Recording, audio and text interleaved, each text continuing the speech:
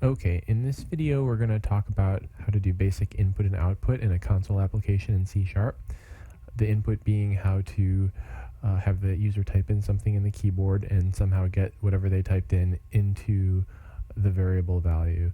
And with output, to be able to print something to the screen so that the user can read it from the console window. So that's going to make our programs interactive so that we can type things and have the program process whatever information we put in and give us some output.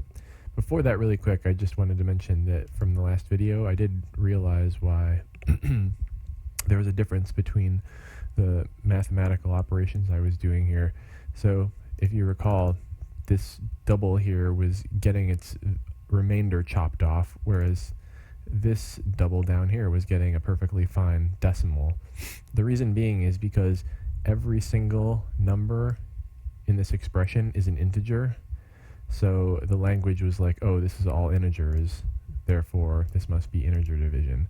However, with this expression here, total pounds is a double. So it was smart enough to say, oh, one of these is not an integer, therefore I'm going to keep the decimal place.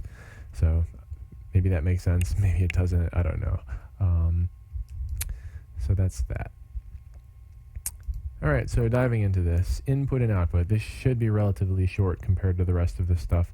I am going to have to hand wave at a couple things that I'm just going to have to say, trust me, this works, and I'll explain how later. For now, we're just going to learn how to do the input and output, and in a couple of weeks, we'll understand really the behind-the-scenes details of why that works. First section here is doing a simple print to the screen. So if I put a debug statement right there so that the only instruction that really gets executed is line 12, it will print what is your name to the screen. So I'm just going to run that, have it pause at line 21, and show you that the output did actually work. So it's frozen right here. The debug statement is paused on line 21, and keep in mind that down here, this is our output window. The console window might not be in the forefront of your screen, so if it's not, just go ahead and click it, and you can see it says, what is your name? So at this point, I'm just going to come over here and stop the program. I just wanted to prove to you that it works. So let's take a look at this. At this point, I want to say, just memorize system.console.write with a left parentheses and a right parentheses and a semicolon. And then everything inside, whether it be, in this case, you can see what I have highlighted there is a literal string. I could put a number in there. You could pretty much put anything you want in there as long as it's kind of printable. So if it's a simple value, the language should be able to figure out how to print it to the screen. So the other stuff that I don't have highlighted, system.console.write with the left parentheses, the right parentheses, and the semicolon, just for now, just memorize that as the way that you print something to the console window. And I'll explain the details in about 2 or 3 weeks. So that's how you do a message to the screen.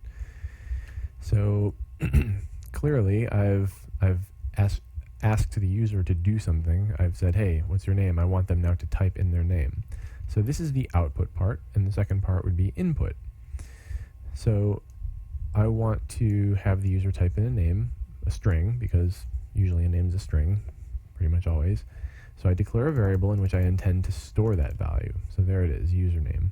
What I want basically after the user sees that output, what is your name, I want them to type in their name, and I intend to store whatever it is they type in into the value of the variable username. So as you can see on the next line, this looks somewhat familiar because it's the assignment operator. So that means I intend to put the value on the right into the variable on the left. And the variable on the left is a string, and that means the value on the right must be a string. Well, what is the value on the right? It's this new thing called system.console.readline. So the question becomes, is that a string? And the answer is yes, it is a string. Well, what's going to be the value of that string? The value of the string system.console.readline is whatever the user types in when they hit enter. So system.console.readline is an instruction that says, wait for the user to type something, and as soon as they hit enter, take all of the characters, take the whole string that they entered, and replace this highlighted section right here with the string value that they typed in. So if I type in blah, and I hit enter, then system.console.readline here is going to be finished waiting. It's going to take the string blah and put it into the value of username. So this is a string value. It just doesn't have the value until the user types something in and hits enter. So, like, once again, the system.console.readline instruction waits, and it will just sit there and do nothing until the user hits enter. And the moment the user hits enter, it will transform this into the value that they typed in, and then in this case I'm taking that value and putting it into my variable name. So if I debug through this, I should be able to see that all happening. So I'm going to put a breakpoint on the first line of code. I'm going to start running my program, and nothing has happened yet. Line 12 has not been executed yet. I'm going to hit F10. As we can see, the console window is still empty.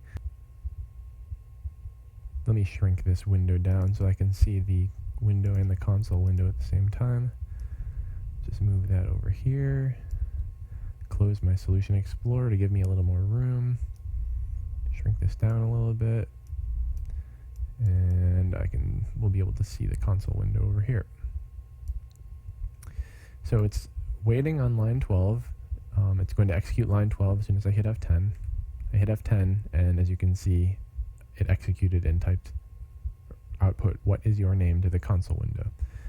So now it's about to execute instruction 21, and that is system.console.readline. So if I hit F10, the first thing that it's going to do is it's going to wait. So I hit F10, and now it just executed system.console.readline. So what the program is doing at this point is it's waiting for me to type something in. So over here in the console window, I'm going to type Donnie. So as soon as I hit enter, then system.console.readline will be done. It will have that value, and it will put that value into the username variable. So now, as we can see, the instruction on line 21 has completed. It did successfully read in what I typed in, and it put that in my username variable. So I'm going to go ahead and close the console window and just stop my program here. Okay, so from this point on, the rest of it is pretty self-explanatory. That's really the two things you need to understand how to do, is print something out and get something from the user. I do go into a little bit of detail here into some tricky situations. So it turns out that, like I said, system.console.readline is a string. So what happens if you want to read an integer from the user? Well, in that case, instead of simple old system.console.readline, you have to do this mysterious thing called int.parse. So again, I don't expect you to remember this or memorize it or anything. Just for now, just copy and paste this anytime you need to read an integer. And any type that you want to read in, actually, you would just put the type right there. So if I wanted to read a Boolean, I would say bool b equals bool.parse system.console.readline. Oops.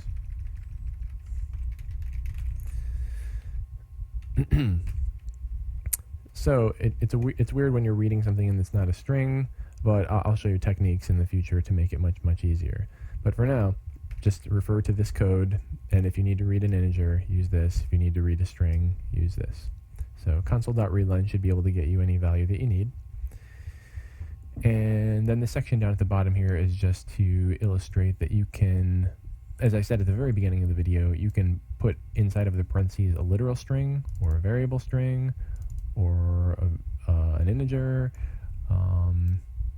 You can even, to shorten this up, you can concatenate something. I could say, I could do that and then just get rid of that line completely. So this here is a concatenation. It would say your age is whatever your age is. And also I've explained with the comments here that there's a difference between right and right line. So right and right line pretty much do the same thing. The only difference is WriteLine will add a carriage return to whatever you print. So if you write 1, 2, 3, it'll look like 1, 2, 3. But if you write line 1, 2, 3, it'll look like 1, 2, 3, like that. So not a huge difference there. And last thing here is that sometimes you want your program to kind of just pause at the end so you can take a look at everything that's on the screen. And a nice handy dandy thing for that is system.console.readkey.